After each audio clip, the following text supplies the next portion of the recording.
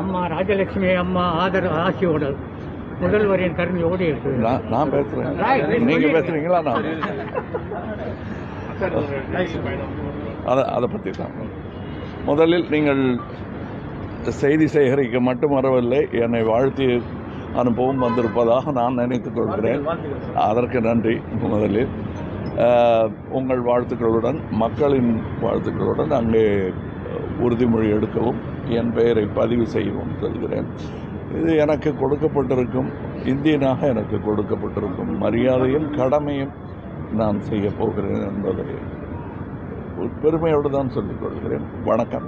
கன்னி பேச்சு எதை மையப்படுத்தி இருக்கு? அது இப்போ சொல்லக்கூடாது, அங்கே தான் பேசணும். சில விஷயங்கள் இங்கே பேசுகிற மாதிரி அங்கே பேசக்கூடாது, அங்கே பேசுகிற மாதிரி இங்கே பேசக்கூடாது. அங்கே தெரியும், என் பயணத்தை பார்த்து கவனிச்சிங்கன்னா நல்லா புலப்படும்.